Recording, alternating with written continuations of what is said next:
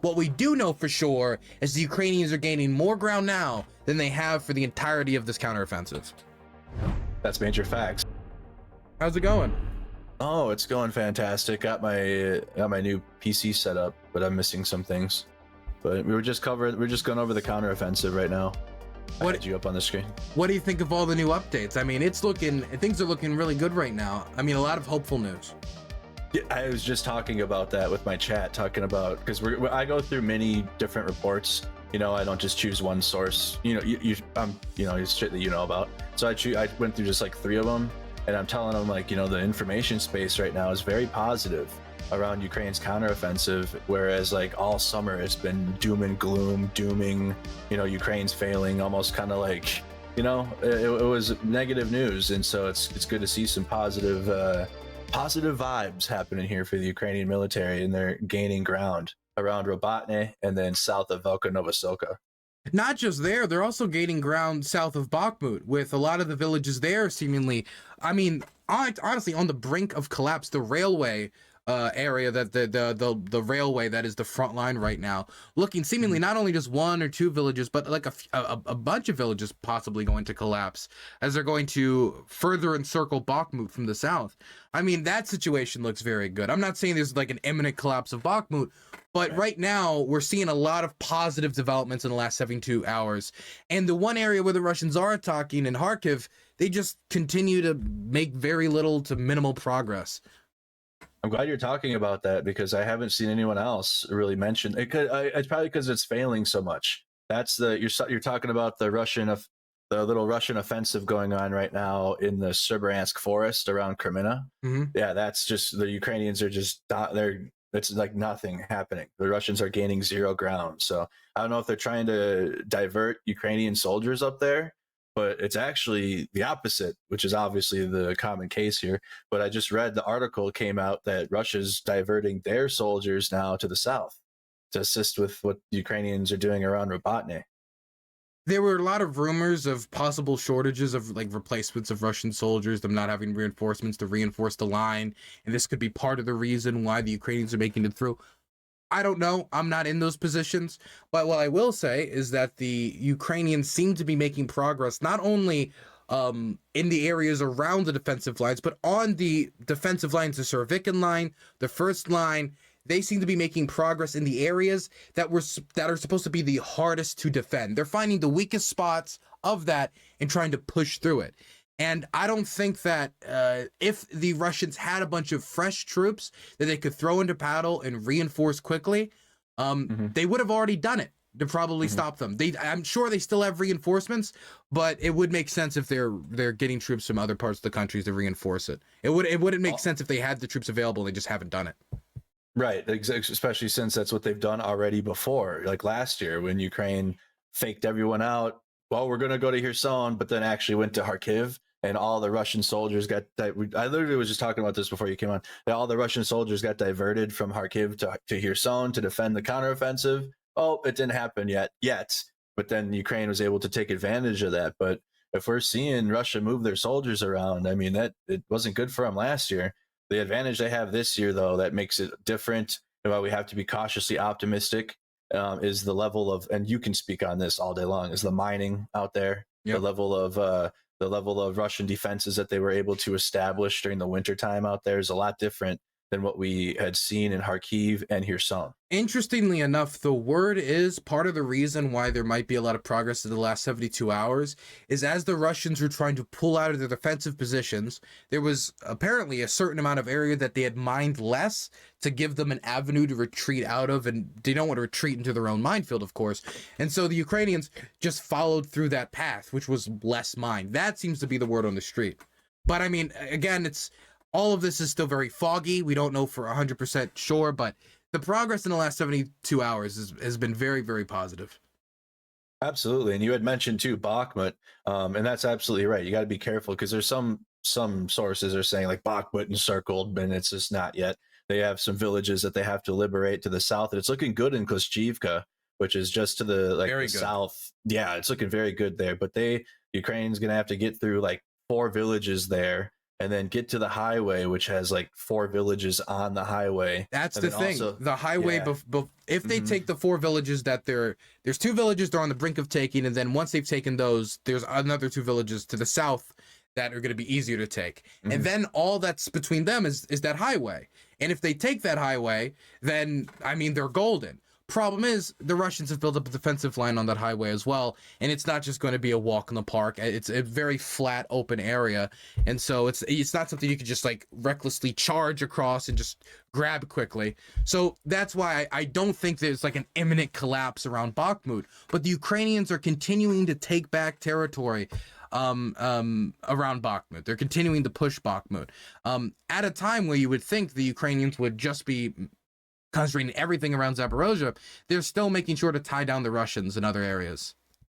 Absolutely, and it's very smart. And that's why it's been confusing. I get it though. Like, Ukraine's been liberating, little bit of time, a little bit of field, half of a field. It's nothing really to be like, oh, big counteroffensive W. But now you're seeing the villages liberated like every week now, at least. Multiple villages. But the Ukrainian counteroffensive around Bakhmut's been happening ever since the day they like took it. I think it was like the next day, right after they put the Wagner group flew the flag over the rubble of Bakhmut. Ukraine started the counteroffensive south of Chasiv Yar and also to the north.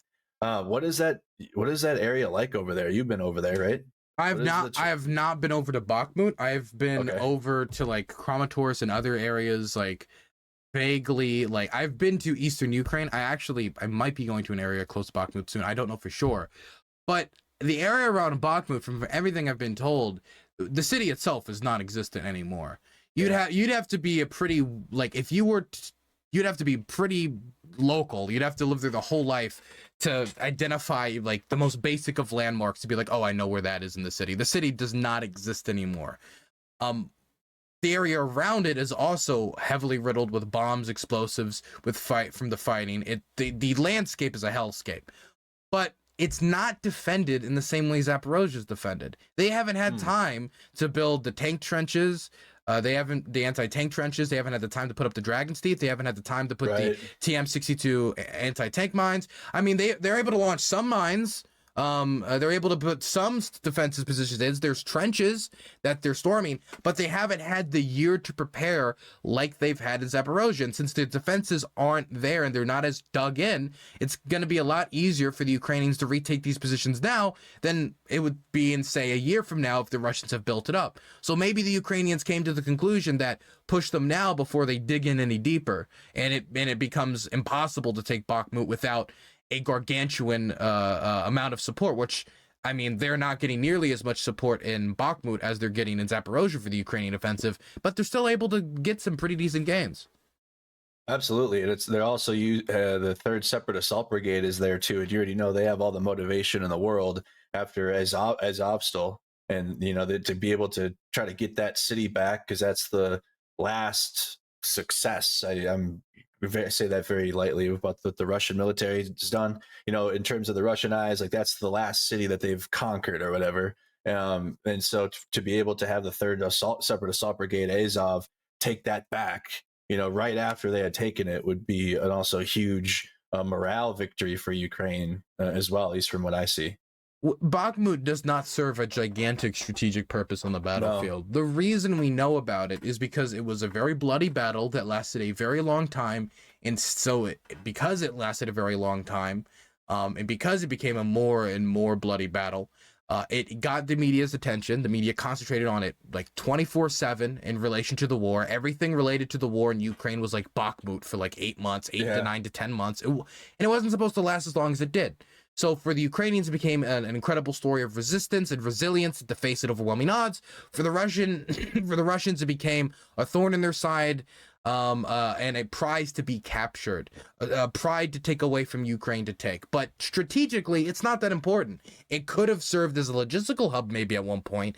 Now, with it, the city no longer existing, it's pretty hard.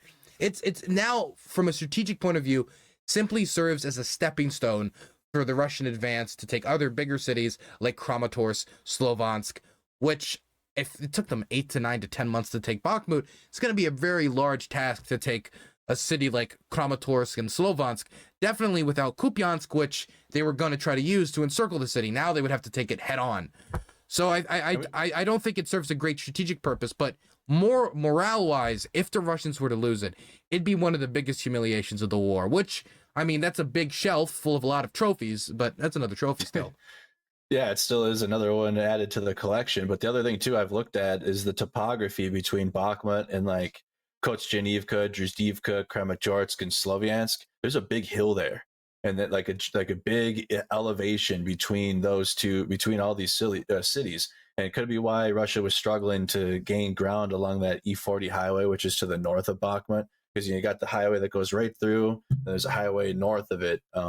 And Russia was just not able to climb that hill. I think Ukraine had troops up there in that hill and held it because the rear cities were against, like the Sloviansk, Kramatorsk, Kostyanivka right behind it. And like you had said, yeah, it was going to be a stepping stone because then they would have had to get to Chasiv Yar and then go to Kostyanivka. But they spent 10 months on Bakhmut, which was 5 kilometers long. Ukraine on their counteroffensive, you know, in Robatny alone, that's longer than Bakhmut in terms of the ground that they've gone north to south already, and that's not even including Velka Novosilka direction, where they got Urozhatny and Staromayorsk just a couple weeks ago.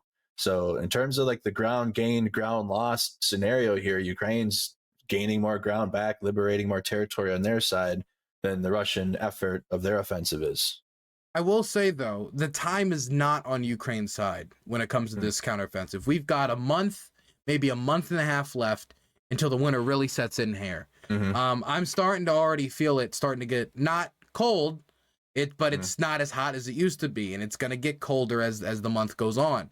And once it gets really cold, it's going to be much more difficult for the Ukrainians to engage in offensive operations. Once we start having that mud becoming a much bigger problem, transporting that armor across these very wide fields, which Ukraine is going to have to conduct offensive operations across, because in Zaporozhye, it's a lot of very big fields, unless they want to go down the major highways, which the Russians are going to try to turn into kill zones. So I don't know how much time the Ukrainians really have. It depends on when the winter really sets in. But they should have about a month to a month and a half, unless they wanted to keep up the pressure through the winter, which they could do, but it's going to be much more costly. And a lot of these soldiers just need to rest. A lot of these soldiers have been fighting for months now, trying to push the Russians out of these positions. And it's very grinding, aggressive warfare, really grinds a person down, both physically and mentally. So I don't know how much longer they're going to keep up the attack, definitely if winter sets in. So I do want to say, while the things look more positive right now, if the Russians are looking at it, they could possibly be looking at it like, look, we just got to run out the clock. If we can run out the clock in the winter, then we can reinforce our positions over the winter, and then next time it'll be maybe even harder for them, or we can make it even harder for them. And definitely, if we try to maybe do more, we'll try to recruit more soldiers. Point is, the Ukrainians have to make a lot of ground in not a lot of time. Exactly. And I've already said to my stream, you know, I'm hoping they can get to maybe the outskirts of Tokmak before that season of mud kicks in, because we've seen that now. I mean, those that have been just tracking the war for just the past year since the full-scale invasion have gotten to see the terrain now, and like how military vehicles operate in the mud and how shitty it is trying to even advance a field. You know what I mean? And not to mention now there's in Zaporizhzhia down here in the south, there will be mines everywhere as well. Whereas there wasn't the case of that in Kharkiv. There was, but not at the scale there is down here. And then also in Kherson. So that will be also an added challenge. But yes, it's they have some ground to go here. It's positive right now. But I think I've already been talking to my stream too about the overall goal of severing the land bridge. That's not going to happen this year. U.S. intelligence came out and kind of said the same thing. But even just being realistic, even trying to challenge U.S. intelligence, which you should do, it's, you know, they're pretty sound with that. Like, I don't think they're going to get to Melitopol by the end of the year. It's just not. I don't think it's going to be physically possible. I don't think the odds are in its favor. I don't know if the problem is we sit far from the front line right now. Yeah. We are not the commanders. We don't know what's on the table, the data they're looking at, right? True. And they're not going to offer up this data or information very openly. before the breakthroughs in Kherson and the Russian withdrawal, or the breakthrough in Kharkiv, it wasn't like the Ukrainians were constantly posting information like collapses and da, da, da. There was a lot of noise online, but it wasn't from government sources. It was from mostly armchair commentators doing a lot of guesswork and speculation. So it could be that the Russians have been pushed to the brink and that a break happens and then the Ukrainians swarm through all three lines of defense and just flood that's a possibility, because we don't know what it's like on the front line. We don't know the true situation. Or it could be that the Russians have just reinforced the back lines and it's going to be grinding warfare for the rest of the winter. And maybe they get through one, maybe two defensive lines, but can't get through the third. Or maybe they do get through the third, but they can't take Tokmak. They can't take any of the major cities. We don't know for sure. What we do know for sure is the Ukrainians are gaining more ground now than they have for the entirety of this counteroffensive. That's major facts. It's like a static everyday situation. You know, it's going to be one of those, even with that, it's still grindy. Even with the current successes that we're seeing, it's still like, you know, not even every day we have a success. Like even today from yesterday, I don't think there was any gained ground at all, but it's still just overall, you know, static changes are in Ukraine's favor right now. But like you said, you know, I call it the Ukrainian Uno reverse, where like, you know, they just go down and the Russian lines break and then they just surprise everybody, you know, just like something crazy happens and then Ukraine just gets this big fucking territory back. You know, like that's obviously a capability. But like you said, yeah, being from a third party, armchair generaling it, trying to just figure it out from this point of view, we're left without a lot of information that like the generals are getting and the commanders are getting in those briefings. They know a lot about what's happening on the front line than we do here, and it could be better than what we think, and it could be worse. We just don't know. We don't, and I want to keep that in people's perspective. I do want people to just remember that there is nobody online that can give you all the information about what's happening on the front right now. If there was, that person would be like a top assassination target for every country involved in the war. So everything you're getting is from what people can find online, publicly available. Unless they're leaking something, which if they are leaking something, they're probably going to get arrested very soon. So you got to remember, if you're a general on the front line of one of these major wars, you're not going to be releasing all that information. So there's still a lot of stuff we don't know. It's part of the reason why so much of the map stuff, if you guys are constantly focusing on the maps, and I know people constantly focus on the maps all the time, so much of it's kind of like gray. And the reason it's gray is because the Ukrainians are going to say, yeah, in that bush over there, we have troops. Oh, yeah, and that right over there, in that tree line, we have an artillery piece. They're not going to say that because it's going to get their troops killed. 100% operational security is a major factor here. And also why a lot of Russian positions have been getting hammered, because the Russians haven't been following operational security. They'll post photos of themselves, geotagged and everything, just for Ukrainian artillery to hammer them. It's insane. The Russians will post a lot of stuff. I think a lot of it's motivated from fundraising, that you want to post as many videos showing that you're in action so you can try to gather fundraising. This is the truth for both the Ukrainian and the Russian side. I think that's part of it. Ego, of course, is another part. Shooting guns is cool. Blowing things up is cool. People like to, manly man soldiers like to show themselves blowing stuff up and being cool. I think a lot of that you can see, for example, with Kadyrov's boys. A lot of the Chechen fighters, for example, really like to look cool. And I think a lot of it is just a lack of internet knowledge and knowing how to practice internet hygiene and internet security and knowing what is and isn't something that can get your unit killed. Most people, when they take a selfie, aren't thinking about, is this going to get me killed? Because for most people, it's just a selfie.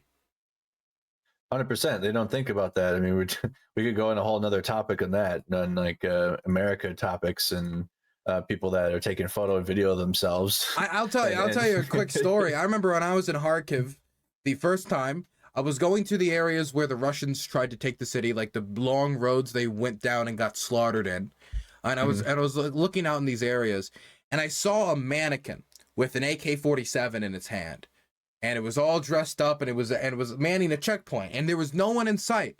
And I thought it was cool. I thought it was a cute, that it was a fake person with a machine gun. So I take out my camera, I take a photo, and all of a sudden, the bushes are walking towards me.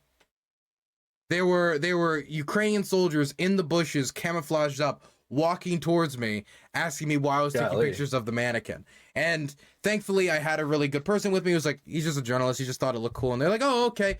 And then they offered like an interview and all of that. But it just like informational security is a top priority for everyone in this war. And so you only know what both sides really want you to know or gets leaked. Mm-hmm. Absolutely. You got to sift through all of it too. It's just the worst sometimes, especially when like major events happen. Misinformation space gets flooded with it just rampant. So you got to sift through that as well and be like, actually, this didn't happen, but this is actually happening. And it's like, it's just a nightmare. Yeah, I mean, I think I've seen almost every account or person related to this war make a mistake in some sense because they were either too eager because they saw a post and a lot of it's people want things to be true. You know, I want a lot of things to be true. I want the Russian line to collapse right now. I want Zaporozhye, Kherson, Donetsk, Luhansk, Crimea. I want it all to be liberated. Hell, if you want to move on, I want Georgia to retake some. I want a lot of things to happen. But wanting something to be true doesn't necessarily mean it's going to be true or it is true. And I think people need to remember that acknowledge when you believe in something because you want it to be true. And just because you want it to be true, it does not mean it's true. I think people need to be more active in acknowledging that. Right. Or when we hear constantly, like another one I hear is like the Kerch Bridge has been destroyed. Like that's the other one. Whenever something happens to the Kerch Bridge, it's like Kerch Bridge destroyed. It's like, dude, how many times now has it been? I mean, I can't wait for it to be destroyed. I can't wait for the day that happens, but come on. What do you do about that? About inflated rhetoric, even if it's like on the pro-Ukraine side of things, or somebody that's maybe doing a platform and they are veiled pro-Ukraine, maybe, I don't know, but like they're adding to the misinformation space by inflated rhetoric. What do you think of that? I've noticed on Twitter especially that there seems to be like a path to grifting success on talking about these wars. There seems to be like a 3-part plan. The first part is you got to keep it simple. Don't overcomplicate it. 1-2 lines if you talk about any news story, period. Something like X country joins BRICS, dollar collapsing, right? Simple. That's simple. You're not getting too much into the details. You got to keep it simple. Got to make it hyperbolic. If it's not hyperbolic, how are you going to catch people's attention? How are you going to get the Twitter views? How are you going to get the Twitter revenue? Which I think is why I've seen a lot of uptick in posts like this, is because now not only do you have an ideological reason or a nationalist or a national state reason for a lot of these disinformation accounts that are ran by foreign governments, but now you have a financial motivation, right? So if there's no fact checking on Twitter outside of like a comment that you might get on your post that says this is not true, they're not going to remove it. They're not going to ban you. You have really no incentive as long as your community will just ignore the community posts. Or if you pick up enough people, more people you pick up than you lose, then you keep it simple, you keep it hyperbolic, and it serves your narrative. That's the last piece that's important. As long as it's narrative humping, simple and hyperbolic, you're going to make money off of it. You're going to be able to get a lot of viewership, and you're going to be able to pump out your message. And that seems to be the strategy or the guide the majority of these disinfo accounts on Twitter and other social media platforms follow. So if you see those 3 ingredients, if you look at it and it's like, is this too simple? Has he attached an article that goes into more detail? How much information is he providing me? Is this serving a narrative that we know this guy loves? Something that we know this guy wants to happen, like de-dollarization? Like, I don't think, for example, the Russian ambassador is going to be the prime expert on de-dollarization because he has a deep personal interest in that. So if he keeps it too simple, doesn't provide you all the information, has a personal interest in it, and it's just narrative humping, ignore it. Those are the 3 big things that I'm noticing recently.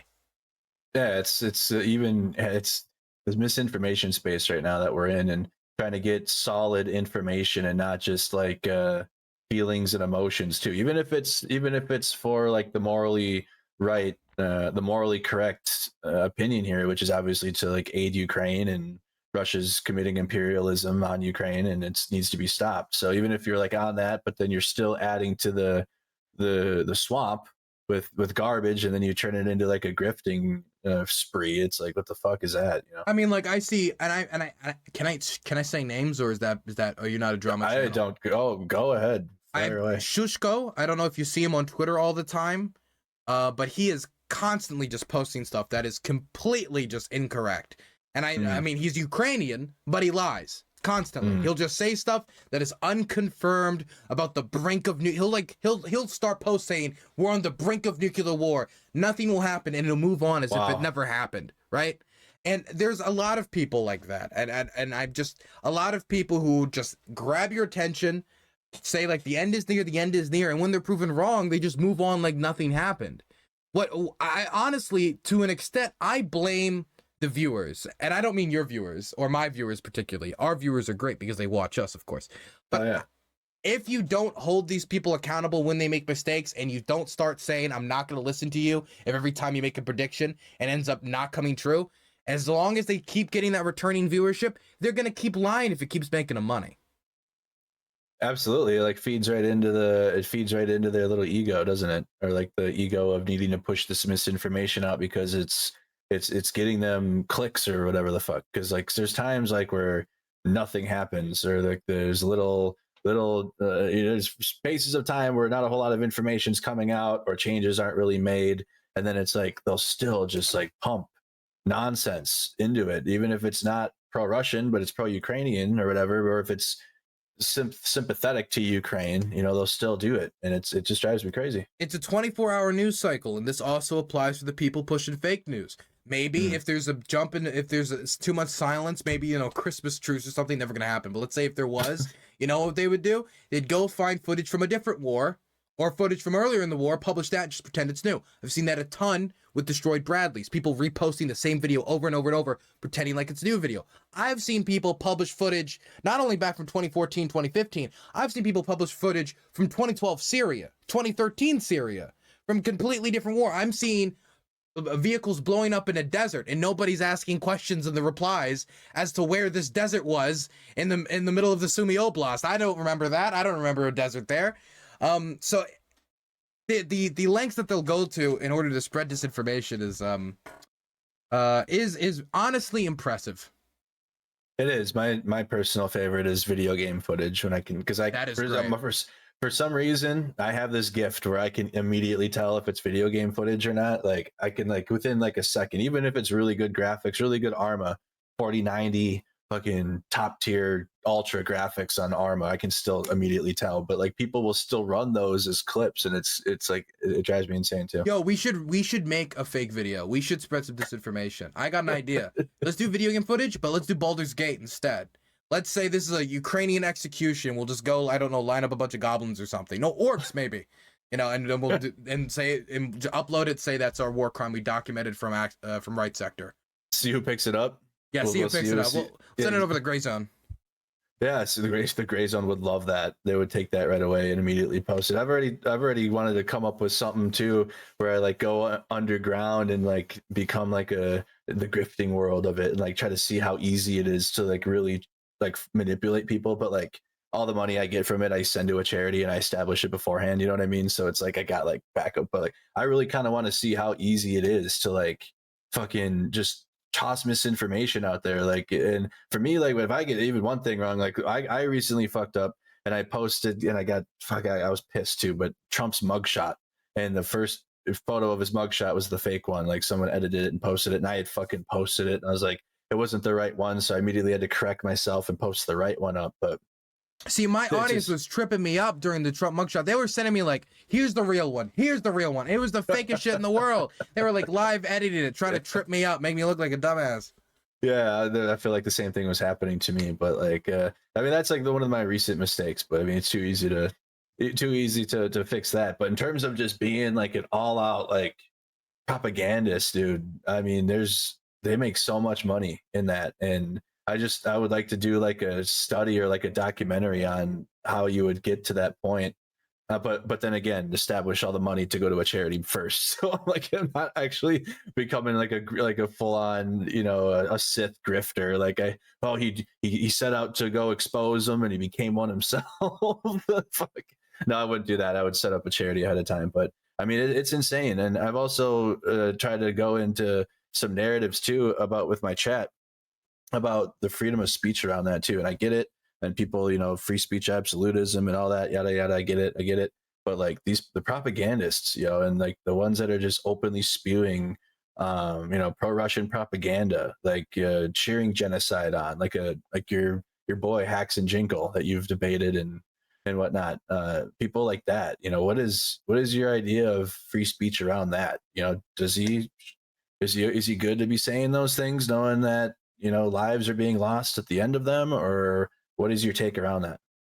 I'm pretty devoted to the idea that the government should not interfere in private citizen speech, political speech. Of course, threats of violence, stuff like that, there are limits to everything.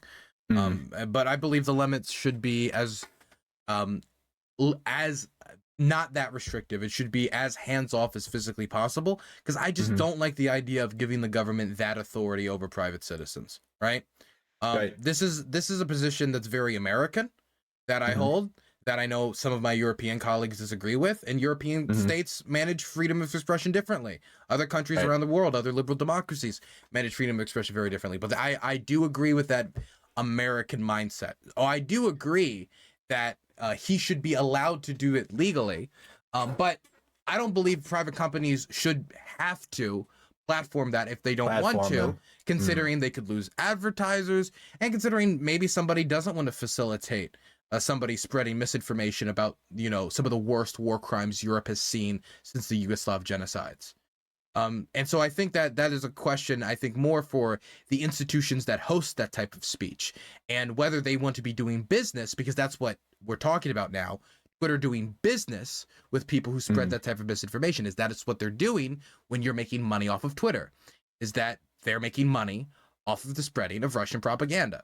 And I think that should be the conversation we're having, not the conversation of how the government interferes. I understand that it's so frustrating to see people who are trying to do the work of one of the worst authoritative regimes on the planet, doing the work for them of just spreading misinformation, knowing that if they were in that country they were spreading misinformation on behalf of, and they said 1/10 of the criticisms that they make of the coalition supporting Ukraine or of Ukraine back towards Russia, they would fall off of a roof, they would be put in prison, they would be erased. And so I know that's incredibly frustrating to see them use the things that are the best qualities of our society against us, but we shouldn't destroy those fantastic qualities because of these numbnuts. I don't think that's a good idea. Right, 100%. Because I mean, with me, especially the government aspect of it, because like who would even moderate that? That would be a nightmare in the U.S. Trying to do have a fucking A truth commission. Yeah, truth. Thank you. Like that would be a nightmare. Even if it could be rooted in like a morally good thing, like, oh my God, that would, like, the United States would like eat itself if that were, it became a thing. So I'm 100% agreement on that. Like the government should have no business in the speech, but like I do support the platforms choosing not to platform people, and if they're on there, it's their individual platforms choices. It's not the government. But it's the recent one that's killing me personally is X, dude. But it is, when we see what Elon Musk is and who he's about. Maybe you can talk about your opinions on that around his Ukraine actions. But he's straight up like paying them now. You're on Twitter too, so you see the top propagandists just spewing Russian propaganda, then knowing that they're getting a paycheck from X too doing so. It's just it bothers me a little bit. I did a short documentary on Elon Musk and his relationship with the war in Ukraine, but that was almost a year ago now, and a lot has changed since then. But a lot of the fundamental things that I pointed towards in that video, a lot of those concerns came to fruition. I know a lot of government officials agreed with a lot of the concerns that I expressed in there. I mostly focused on the support of Starlink and the story of how Starlink made its way to Ukraine and how it was very out of the box. It was a lot of these deals were made publicly online. These requests for Starlink were made publicly online. And Elon at first was very, very much liked by the majority of people in Ukraine because he put out his hand. But what we're finding out is that as time went on, he's tried to undercut that support more and more and more, even cutting out Starlink services for ongoing battles on the front line that could have resulted in the deaths of Ukrainian soldiers, and very likely did result in the deaths of Ukrainian soldiers. And on one hand, we can give them like praise for like, woohoo, you helped Ukraine in time of need, but you can't, like, once you helped with a charitable good thing, and now You just kind of like hold that thing over them and pull it out from under them and have them try to cling to it for dear life, because a lot of Ukraine's military and a lot of Ukraine's internet infrastructure, at least definitely near frontline communities, is dependent on Starlink. If I was to travel and I wanted to get super serious about streaming everywhere, and I am thinking about this, I would have to get Starlink for a lot of these frontline areas. If I wanted to stream in like a closed room environment somewhere safe, I would need to have Starlink. So it's extremely useful. But when he's pulling out that support after promising he wouldn't, not only is he going back on his word, but he could possibly be getting people killed because he wants to play peacemaker and thinks, for whatever reason, Vladimir Putin's argument to him in private about the war, if he keeps facilitating this defense of Ukraine, it's going to maybe end with the world exploding. Now, I think it's, number one, he said he didn't talk with Putin. We now know he did, and he lied about it.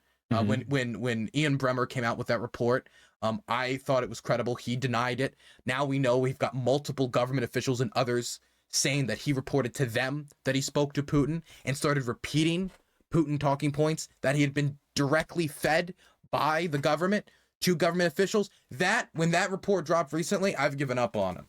I've given up on him figuring out this war and coming back out of La La Land. When he was posting on social media that the majority of Eastern Ukrainians probably support being part of Russia, and then cited the 2010 election results as evidence, that there wasn't an election option. There was no choice on the 2010 election to become part of Russia.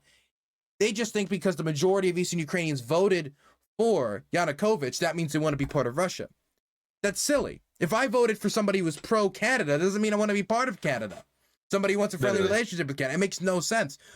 But it was probably something he was told by Putin or one of Putin's aides that he repeated without thinking about it. Now, that's speculation, but where else would he get those types of arguments? Where else would he get that type of information? I've given up on him coming back to reality when it comes to this war, outside of some big shock happens. Exactly. And you see it. I mean, I see it in real time. I'm scrolling Twitter. I don't see his tweets now anymore. Thank God. I got a new Twitter account because I got, on the last trip to Ukraine on the convoy, I had tweeted, like, it was just like a little selfie video, like a vlog type little clip showing, hey, we're getting ready to leave Estonia. You know, here we go, NAFO, we're going to Ukraine. And then, like, I got quote tweeted by Ian Miles Wrong and Jack Pizza Boy Pasibic. They both quote tweeted me, and like I got just instantly just thrown into the propagandist ether. And so, like, someone had said, Ian Miles Wrong said he's going to get calibrated. Like, basically, I'm going to get fucking shelled, I guess. Like, they were basically hoping I was going to die in Ukraine. Well, and so they gotta remember, these are Russia supporters. These are some of the worst scum fucks on the planet. These are people who saw some of the worst atrocities in the world and decided, I'm going to align myself with that. Yeah, assholes, fucking scum. But I have an issue because I responded to him. Because one of them went, I hope you get shelled. And then, like I said, I'm going to shell your mom or something. Like, I responded that. And then they reported that as like threats of violence. And so I got my old Twitter taken away. But on that Twitter account, though, I was seeing tons of Elon tweets, and he's just responding to straight up just Russian accounts, because he does government official accounts. He's responded to Medvedev multiple times. He pushes out all proper, like, he's like, concerning, well, we should look into this further. And it's all just Russian talking points, narratives. Always concerning. Always concerning, and his idea of peace is to let Russia maintain all the occupied territories as like a ceasefire. And then, like, I don't know what, figure it out, I guess, which really would mean Russia would just build up their troops again and build up their military and then invade again. I think people need to realize, just because someone has a lot of money or they know a lot about one topic does not mean they can solve all the world's problems. Stop looking for Tony Starks, man. Tony Stark isn't real. He's a comic book character. Elon isn't Tony Stark. The rich are not coming to save you with the new innovation that's going to end world hunger, going to bring about world peace. Just because you can design an electric car does not mean that you can design a peace plan or a submarine. If we want to talk about what happened with those boys trapped in the cave, that he then, after his plan didn't come to fruition and failed, he got so angry that he ended up calling rescue workers pedophiles. We're still dealing with that same person. who couldn't who after the children was saved, his main focus was himself being humiliated because his plan didn't go into fruition, and some people had some critiques for his plan to use a submarine to save him out of that cave that flooded. For those of you who don't know, there was some children that got trapped in a cave in Malaysia underwater, and there was a big operation to save them. They ended up saving them with diving teams, but Elon suggested sending a submarine. Local other divers was like, this is a terrible idea. Like, this is a very narrow passageway. How are you going to get it through? And he responded by just calling the British diver, criticizing him, a pedophile. Now, we're dealing with the same person here. I think that he has delusions of grandeur about how much he really knows about the situation, or exactly what he can do to solve the situation. He should support the people on the ground with strong internet infrastructure to keep people in connection with their families, to keep hospitals running and running effectively, and to make it so that the troops on the ground trying to defend their country can continue to do so. And he was doing that quite well until he started sabotaging himself, just like he did in Malaysia. If he would have dropped the thing in Malaysia, didn't come out and call the dude a pedophile, people just would have remembered. Remember when Elon had that wacky idea to help those kids? Really nice that he at least put his hat in the ring. Instead, they just remember that time he called the dude a pedophile. And I'm fearing that that's what's going to happen with Ukraine too. It seems like all of his charitable endeavors start, spiraling out of control. It already has. I mean, that's already well and forgotten due to the fact that he's spewing Russian propaganda. It's like they'll just fall back on that. Oh, well, I donated Ukraine all these Starlinks before I got the contract, but I donated Ukraine all the Starlinks, so I'm good, right? Like, I'm pro Ukraine, so I can say whatever I want now, right? So, I mean, those types of people drive me nuts too. But Elon Musk here, constantly with the pro Russian propaganda, shutting off the Starlink on the front lines when Ukraine soldiers need them most, like you had mentioned. No warning, by the way. He gave them no warning. That legitimately can get people killed. That would actually just be blood on his hands. Yeah, absolutely. Putting soldiers at risk, putting lives at risk. So, I mean, I don't think he's going to be viewed. I could ask. I mean, do you know if Ukrainians are viewing him positively now? Have you spoken to any? There are some that definitely a lot in the tech sector. Who still have somewhat divided views on him because, dude's a pretty big influence in the tech and science space. But most seemed to just basically be of the idea, like, send support. Don't send letters of critique. Send what you don't know what you're talking about. In fact, there was a poster that was put up, a billboard that was put up in Odessa.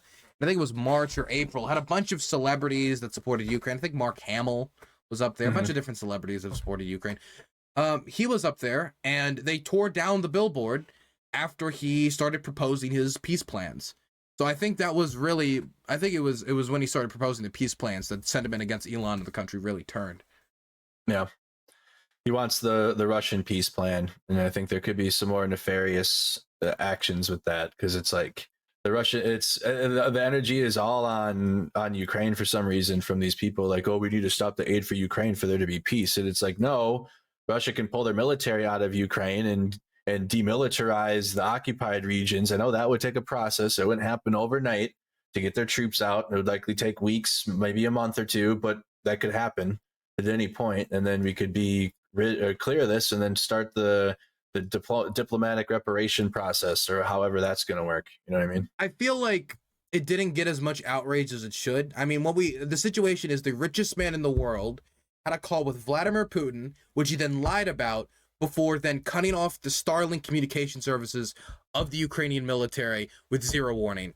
That right there almost sounds like just like a collusion story. Like he colluded with that's what it sounds like. Now, obviously, there could be more. There's more to the story, probably behind closed doors that we're not hearing, stuff like that. But that in and of itself should have been enough scandal to pull Elon back to his senses after a solid thrashing in the media and thrashing from his aides and advisors and people, because he's the richest man on the planet. He's got people managing him like crazy almost, I would imagine, telling him what the hell you're doing. But outside of like a tiny amount of backlash and him reversing, saying, okay, I'll continue to support Ukraine a little bit, okay, whatever. Like that was it. That was the end of it. And thankfully, there is now a contract, and I said this at the end of my documentary that I made about this. I said the main weakness about Starlink right now is there's no negotiated contract between Starlink between SpaceX and the Ukrainian armed forces and the United States government, meaning that potentially Elon could just cut out all services tomorrow, cut them all out, no problem. He has no repercussions legally or economically speaking, right? Even though he's gotten the whole country reliant now on his services, then he could cut it out at a day's notice, and he's speaking of Vladimir Putin. Very scary circumstance. Thankfully, that has been addressed, and they do have a contract now, so he can't do that. So that is the one positive thing, even though we're footing the bill for it. Yeah, it's a fucking Elon Musk is a nightmare in my opinion to this, but like I'm just glad that I don't see his tweets anymore or any of his rhetoric, and I'm just kidding. All my whole X algorithm now is mostly just pro Ukraine accounts now. Thank God. I don't know how that happened. So just to divert the topic, we watched your video yesterday being shelled, the aid workers in Kherson. Why don't you talk about that a little bit? We just watched the whole thing and reacted to it. Talk about that experience and how the process of you figuring out that that Russian drone was in the air watching you guys, and it was a war crime. So I had gone down to Kherson on very short notice. I knew history was being made down there because of the flooding. And so I think 4 or 5 days after the flooding started, I had gone down. So I was already a little late to the party, but we knew that some of the rescue operations still underway. So we wanted to get there and film what we could. We didn't go there with any plan of like, oh, we got this organized, that organized. We went there under the idea we'll go there, we'll see what's happening, we'll see what we can do, which is how a lot of reporters do it in the country, even if they won't say it publicly. So we go down there, but immediately, once I was going into that city, I knew that there was something different about this compared to other cities I've been to. Because I had the checkpoint guards checking my body armor. And I said this in the video, but I don't think I was clear enough in the video. I don't think I emphasized. When I say checking my body armor, I don't mean asking, do you have body armor? They'd ask, do you have body armor? Then they took out my body armor, and then they hit on it to make sure that it wouldn't like cave just in. To make sure it was real shit. That it was real, it wasn't cardboard, that I wasn't faking, that I wasn't lying. They did that to my body armor and to my helmet, both sides, both plates. They didn't do that to me when I went to the front line. They didn't do that to me when I went to Kramators. They didn't do that to me when I was going everywhere. And I was going to what was supposed to be an area where people were being rescued and evacuated and saved from a natural disaster. And it's the most concern I've ever seen from military and from other officials in the area of reporters getting killed by shelling. So I already knew that it was not going to be a pleasant experience. I knew that there were reports of shelling, but I didn't realize how bad it was going to be until probably that moment. And then once I got in the city, it was probably 10 minutes before I started hearing shelling. It's probably how early on did you get there after the dam had collapsed in Nova Kahova? Probably like 4 or 5 days. Wow. It was 4 or 5 days afterwards, but they started shelling within 48 hours of the dam exploding. They started shelling the city intermittently, which killed civilians, injured evacuation staff. We talk about this later in the video, but we are not the only person who has reported this behavior. Not only Ukrainian government officials, but other news outlets and other volunteers. The chief rabbi of Ukraine, very famously, recorded himself getting shelled there. I, while I was on the ground, met multiple people who had visible injuries from getting shelled in the city. I met a homeless man whose head was, I never published this photo. I never published information because just out of respect, whose head was split straight open.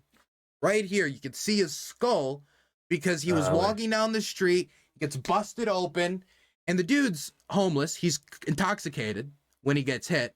He's so dazed and confused. He gets barely any patched up, and he just goes down, walking down the street, and I find him with part of his, where I can see his skull through his face, trying to talk to him about what happened. Getting no medical treatment. Can't even convince him to go to the hospital. But that type of violence was, and I was trying to convince people to help me convince this guy to go to the hospital. I don't speak Ukrainian. I'm like, this guy, I can see his skull. Send him into the hospital. What the fuck?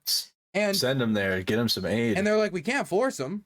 Like, we can't hold him at gunpoint and make him go in. And he just doesn't go in. People had become desensitized in the city to that type of violence, that you could literally see somebody's skull and you're like, oh, yeah, it is what it is. People didn't even really pull over when I was saying, like, get him over there. They just kind of like stop, slow down, was like, hospital? No. Okay. Went on. And the, That's wild, but it's real though. It's the level of war that they've been at. You're selling while it's been liberated. They've been shelled ever since the liberation, constantly. yeah, I've been shelled. We were woken up multiple times in the middle of the night by shelling. Of course, it like tinted my dreams because it was just constant during the night. And it was, yeah, I mean, I don't think there was a single 20 to 30 minute period where I didn't hear some sort of explosion for the entire time I was there. So there was not, and it wasn't like these targeted military strikes. I'm sure some of the explosions I heard was against military targets, but a lot of them were restaurants. A lot of them were just the like local market. And when you would walk past the impact points, you wouldn't see anything military. It's just firing. You're just firing where they can fire. At least that's my interpretation. Obviously, I'm not in their mind, but that's what it felt like from my perspective, and I'm trying to be unfiltered with you.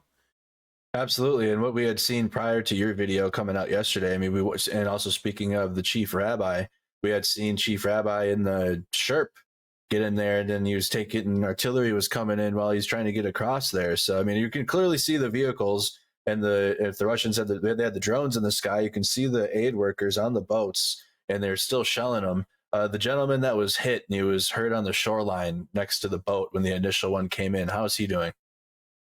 That's John Jones, good friend of mine. He's a British expat.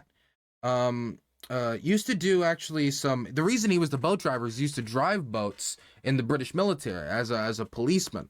But he's okay. He's now back to, I think, teaching in Hong Kong, actually. So he's a British expat, so he doesn't live in Great Britain, but he got injured in two ways. He had a piece of shrapnel enter his upper thigh, and I shouldn't do the signal thing with my hands. I've been told, I don't know if it's a Ukrainian thing, but if you point to where somebody got injured, it's a bad luck, and now you're gonna get injured there. That's something I was told, so I gotta be careful with the hands. I haven't heard that one. It might be Ukrainian proverb. I believe it though. Yeah, probably some Ukrainian superstition. Upper thigh and lower abdomen. And when I say lower abdomen, what I mean is stomach, right? But lower abdomen is the area of the stomach. And the shrapnel would have gone to his small intestine and probably killed him, but his pelvis had actually stopped the Russian shrapnel when he was shelled on the shoreline.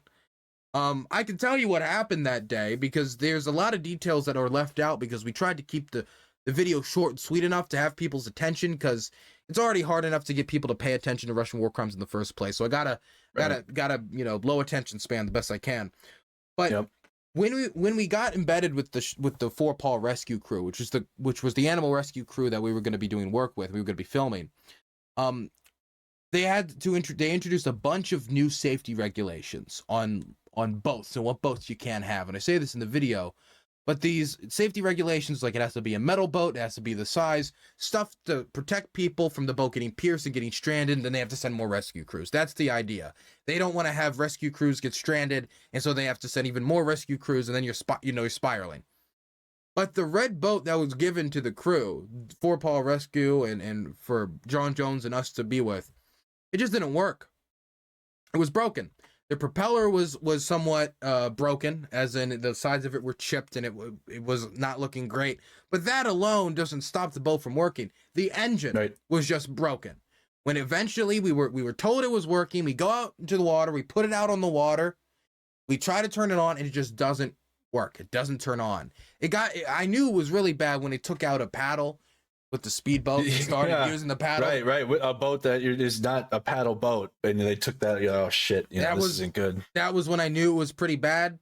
And the Russians, once they had gotten back on the shoreline, had spotted them with their drone, and they posted drone video afterwards showing that that's around the time they spotted them, and then they started to shell. Now I've been asked by a few people why the Russians shelled us. Why I would believe the Russians shelled us when we were doing rescue work. Because it's kind of hard to imagine what's the purpose of it. And I've gotten a few theories. One could just be that these private military contractors, because they were part of PMC Levada, PMC Convoy, at least the drone spotters were, from the 30th Combat Army Reserve, maybe they just are full of hate and they wanted to commit a war crime and they didn't care. That could be it.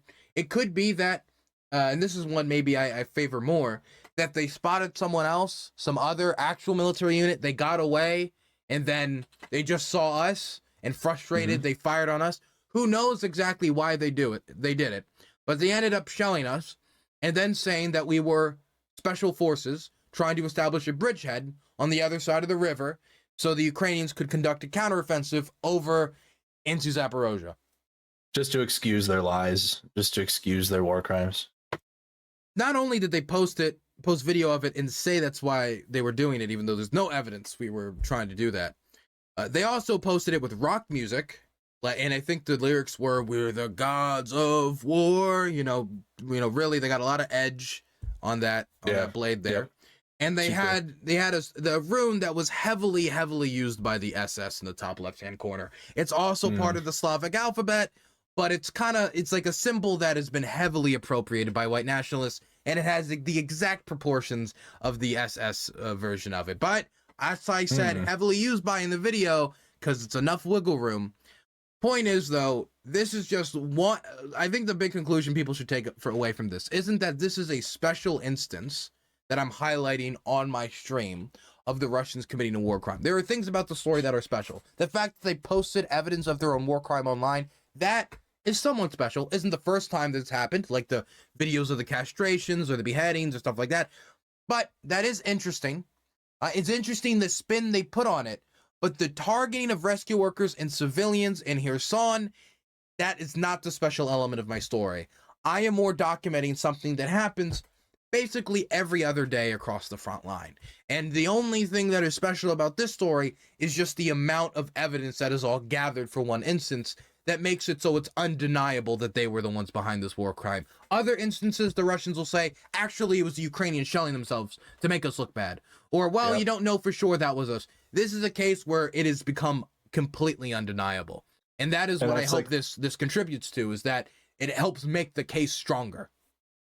It absolutely does, and it also just tells. And we talked about it earlier about the misinformation space, but that's like what you need to do now. Like with like you geolocated it, you showed their video that was basically confirming what you were saying. Like, hey, we were shelled by the Russians, and then you show that it was a Russian Telegram channel and a Russian drone, and you have to do all this work because they'll just say, well, it wasn't us. Ukraine's, and they'll even go like saying, oh, those are Russian soldiers. Ukraine's shelling or Russian civilians or something. You know what I mean? Like they'll just lie about something ridiculous, but I think the work of you doing this is very important still. I know it's an example of one war crime amongst, thousands that happen a week or a day, but it's still very important that you did it, that you're still doing it. Dimitro and the crew with them, there was a Christian aid group. He was the one speaking Russian in the video. His group have lost 8 armored cars during civilian evacuation as aid work. 8 armored cars, many of them like armored cars for banks and stuff like that. And they're actually actively looking for another armored car right now. Their cars have been shelled multiple times while doing aid work, doing civilian evacuations. In fact, we almost included more footage of war crimes in this video just from them, from one of the people who also shelled, just to show that this is not an isolated incident. We didn't do it because we didn't have as much overwhelming evidence about that instance as we do about this instance, and we want to focus on the best case possible. But if I really wanted to, I could make a 1 to 2 hour compilation of just people that I've met, aid workers I've met, describing them getting fired upon with small arms fire, them being fired upon by artillery, mortars, rockets, grad rocketry, all types of munitions. I think that if any aid worker is to be anywhere near the front line for any extended period of time, it is inevitable before the Russians eventually shell you. At least that's my opinion. I don't have like a studied fact about that, but from my experience with aid workers, it's just the Russians are unbelievably trigger happy. And it's what we've seen too, beyond your own individual reporting of it. We've seen it tons of times. Journalists undershelling, aid workers undershelling. It's common. It's the Russians' strategy. Cause as much terrorism as they possibly can. I often wonder whether or not the Russians, when they do these things, expect this to actually help them in the war effort at all, or if they're doing it to take out their frustrations for their failures, if it's just an expression of like some sort of bigotry, or what's the motivation behind everyone who does one of these war crimes. And I don't really know in every instance. I think there's probably difference for each person. I think for some people it might be they're like sadistic type, just sadistic people, just and I'm gonna be blunt, bad people who like to do these types of things. Wars tend to attract people who love violence and like to participate in violence. They could be, just thugs who are former prisoners who have engaged in violence, have been engaged in the culture of violence for a very long time, and so this is nothing new to them. It could be that they've dehumanized Ukrainians to such an extent. Definitely, when you're talking about some of these volunteer units who are hardcore nationalists or involved with Rusich, and this is a volunteer PMC that we're talking about here. That they could have been filled with so much propaganda that they engaged this way. Maybe it's tied to them having high loss unit. I mean, if you're embedded with a unit and like you lose 80% of your friends or something, or you lose a lot of your friends in combat, maybe they're taking out their frustrations on the civilian population. I can't speculate as to why they're doing it. What I do know is that they are doing it. It's not a debate about what they're doing it or not, is that they are doing it. And maybe afterwards we can, try to get down and get all the sociologists together to be like, where did the world hurt you so you shelled those aid workers? Tell me on the doll where the world touched you. And we can do that with all the Russian soldiers after the war. The priority should be making it so that the Russians are not enraged to do this type of stuff in the future. That's my personal opinion, separate from the piece.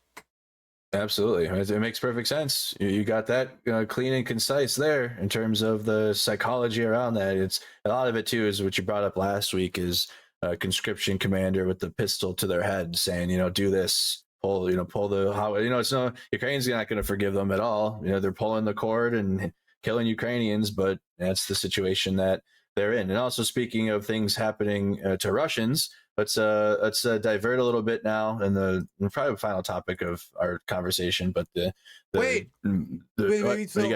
have a topic we have to discuss. Now, go ahead. Yeah, this is the most important topic, and I don't know if it's going to be the last topic or not. But we can hold the last topic. But I'll just say it now. What's going to be the name of our podcast?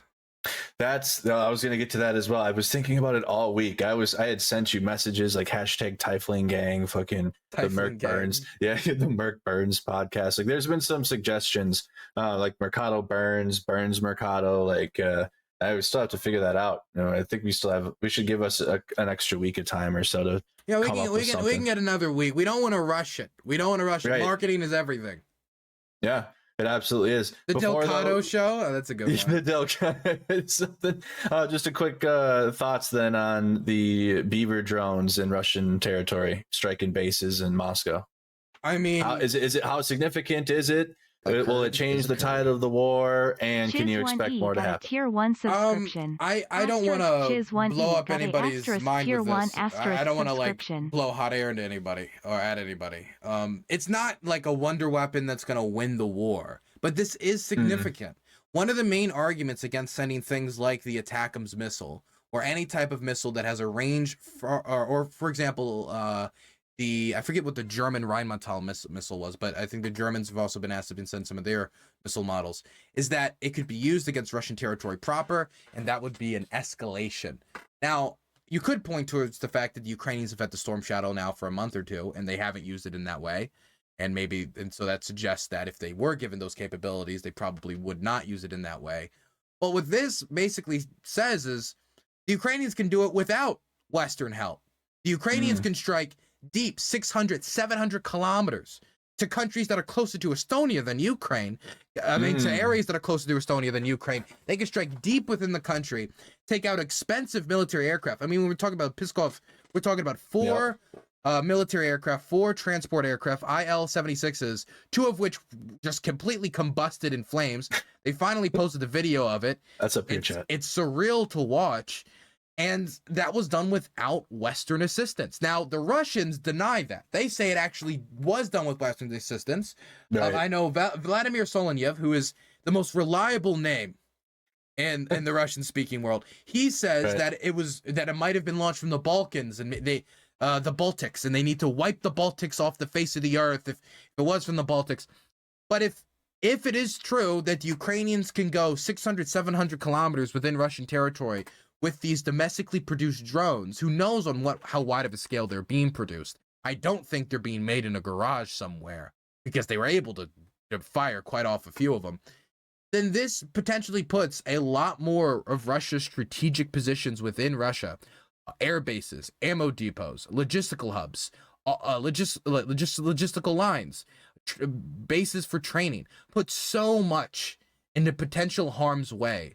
And even if the Ukrainians can't hit all these targets, let's say that they try these drone attacks in the future and they hit less because the Russians like reposition some S-300s, reposition some air defense systems.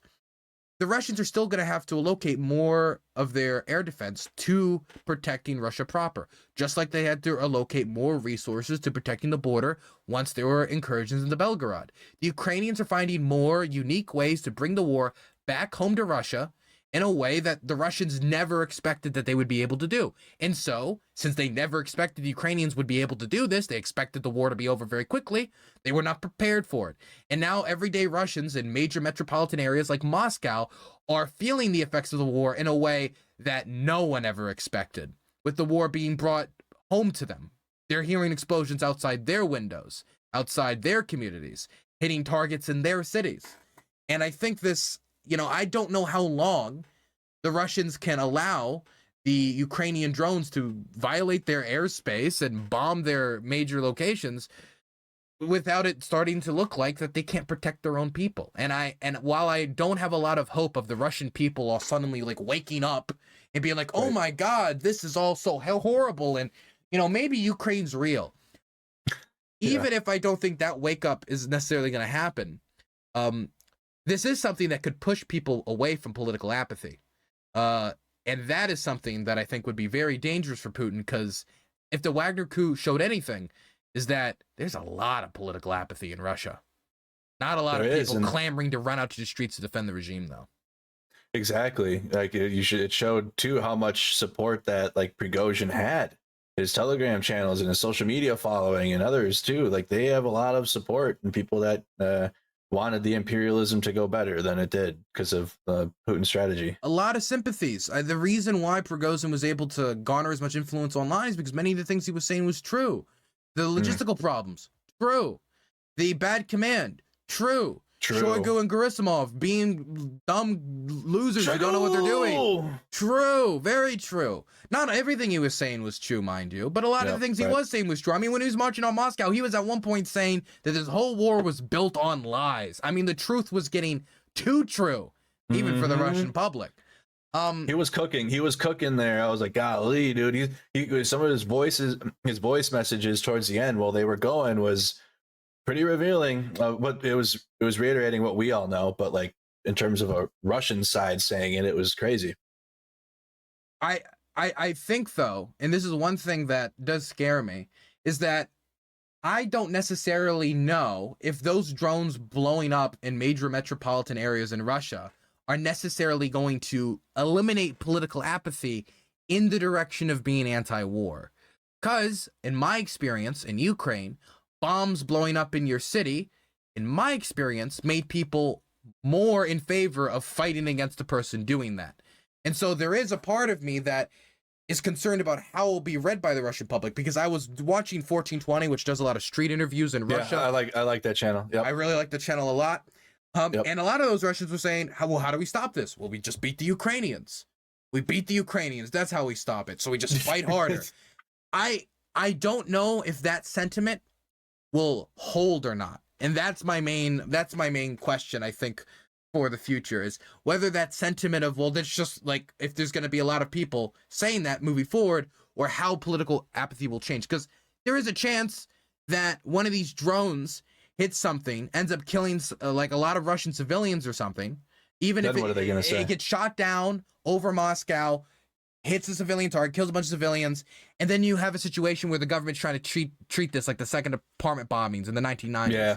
You know? Yep. And that is something that does slightly concern me, but I don't know, like that would have to happen though, and that hasn't happened yet. So it's still a question mark on how it's going to affect the morale of the Russian people, which is the main way I've seen people talking about it, but I still think it's a massive question mark. I think people are making too many assumptions on how the Russians are going to react to this. True, and I think we'll have answers, or at least we'll have a clear image if they get mobilized again. Do you believe there will be another mobilization? If this war drags on, I mean, there's gonna have to Yeah. be. If the, Yeah, I mean, true. it's gonna have like at some point they have to. Now they're finding ways to finagle around it. For example, they increased the recruitment age, the draft age, the limit from 27 to 30. So they're doing stuff like that, which is technically mobilization, but you're increasing the net of people that you drag into the war. But they're eventually, if this war continues on into 2020, deep into 2024, they're gonna have to mobilize, even if it isn't mobilization in name and they find some other way to do it. Like, oh, instead of 30, now it's 34, 35. Like at a certain point, that's just mobilization by another name. Absolutely, it absolutely is. Well, buddy, I want to let you get some sleep. It's late as you're a trooper though. I still, hey, remember when he came on Good Morning Key with us at 7 in the morning? He had done his stream all night, chat. Dylan, he came on, freaking tank over there. Shout out your platforms really quick so my viewers can follow you. Sure. So I would appreciate if people went and checked out my new short video showing war crimes against aid workers in Kherson. It's on my channel, Dylan Burns TV. I also have a second channel called DylanBurnsLIVE where I do streams where I upload streams like this where I talk about the war on the ground. My studio here is in Kiev. I'm going to be going out east this weekend to film with the same crew as actually within this video, not the Fort Paul's crew, but the Ukrainian aid worker that was talking later in the video, the one who's lost 8 armored cars. I'm going to be going out east to film with him soon. So if you guys want to support that type of journalism, that type of freelance journalism, which I take no money from big business, I don't take any grants from any funds, I'm completely self-funded through my streaming on here. If you want to support that journalism, you can go to DylanBurns.tv. You guys really helped me out last time. Helped me buy that body armor and helmet in the background. And your guys' continued support allows me to stay in the fight out here. So I appreciate it. Thank you very much. Of course, dude. Of course. I can't wait to get back to Ukraine myself. I leave, like I mentioned, I think I talked about it at the beginning, but I leave for Ukraine for my second trip a week from Tuesday already. Wow, so, this month. Yeah, I know, dude. It's coming. Yeah, it's already September. It's crazy. I thought I had at least 2 more weeks, but yeah, I leave a week from Tuesday. Or actually, I leave a week from Sunday because I'm leaving for Estonia for a couple of days prior, and then flying in one day to recover from the jet lag, and then driving. But this next trip here to Ukraine is going to be, I mean, I'm going. Does that mean we're doing this show in person? Yeah, we're going to do it. Oh yeah, we will. We'll do the show in person. We'll have you on Good Morning Kyiv again. Have you on our breakfast show. So we'll do that, and then try to see if we can combine in the East, because you're going there for something. I'm going there, so we could try to see if we can like make that, try to co-opt or something if the timing is right. Yeah, we'll figure it out. And look, I'm always looking for new reasons to go out and film and try to get an excuse not to stream. So I'm sure I'll find a reason to hitchhike with you, even if I just hitchhike. Yeah, absolutely. And for Dylan's stream, you can find me on YouTube, Mercado Media, or on Twitter, Real Andy Merc. I've been tweeting more on that, but I got like a Discord and all that. We're playing Starfield tonight too, by the way. Have you played Starfield yet? I haven't played Starfield. I heard it's not really done yet, and I'm probably gonna wait until it's more done. Waiting's fine. I'm having a blast though. I'm telling you right now. Though I have the PC version and I'm captivated. I can't wait to play it again. I've been waiting all days to play it again. So many. I gotta beat Baldur's Gate before I. Yeah, I'm doing both because like the fair ends on Monday because I'm working my Minnesota State Fair to make some extra money for my Ukraine trip because it's like a few extra grand. It's like, hello, that'll come in handy. So I had to push Baldur's Gate to the side now. Starfield's out. I'm like, so I got to play Baldur's Gate. Gotta serve the algorithm, though. You were doing good. Dude, I saw your stream. You're doing decent viewership on video games playing Starfield. I saw that. Yeah. Thank you. It goes very well actually. Especially last night, I had like nearly 400 people. I saw that, man. Like, dude. That's why the streamers always will change with what's the most popular kind of like new game out, because people want to go see gameplay. But the thing is, I don't want to play all the new games. I just want to play like old boring grand strategy games on stream. So I'm those are fun though. Those aren't boring. Those are fun, but they're not. Do you play Civ? I can play Civ on stream. We can play Civ sometime. We should play a grand strategy game for people if it's not Baldur's Gate, because I play the shit out of grand strategy games, and I bet And, your community probably is a sucker for maps. they do like maps. They are fans of maps. They like that thumbnail map. I changed my thumbnail away from a map. My viewership is down and everything, so they love maps. You gotta have the map in the background. You go. You gotta look like one of those history legends kind of thumbnails. Yeah. Absolutely. I gotta get a better editor to make my map look all like fancy and shit and like YouTube thumbnailish. You know, where it's got all the fancy designs on it and the shit's blowing up. I got to do one of those. My editor wants to do more of these thumbnails, but I'm just the idea of like doing that thumbnail over like a war map is just like, yeah, you get made fun of for that. You get made fun of for that by the viewers. Like I've been seeing, because I saw, especially, well, you might not though, because you're pro Ukraine, but the Votniks that do that shit, like there's this YouTube channel. He's more of like a peacenik. I call people that play both sides of the fence. I call them peaceniks. And this dude, he does those face reactions for everything, and it's like, you can kind of get made fun of for that a little bit. You get teased for doing things like that. I did one face reaction, and people are like, "Why you got a duck face?" It's like, I was not doing a duck face. I'm trying to be like, "Oh, holy shit!" But it looks like a duck face. So look, I let my editor deal with all the thumbnails. Some of the video, like sometimes it'll make it look like I have eyeliner on. You're just messing with me. You just mess with me on my thumbnails. And it's like, look, I'm not gonna edit the thumbnail, so I can't complain too much. Yeah, it's yeah, you can't. I still need to get a solid editor. I'm doing everything myself still. So good luck, man. I'm sure you'll get a solid editor, okay? I'm sure some CIA agent will come out and help you out. Just please, or some WEF fucking Soros paid agent or something. Where's my Soros is gonna personally edit my videos. Yeah, I think the WEF sponsors the next stream coming up here actually, so absolutely.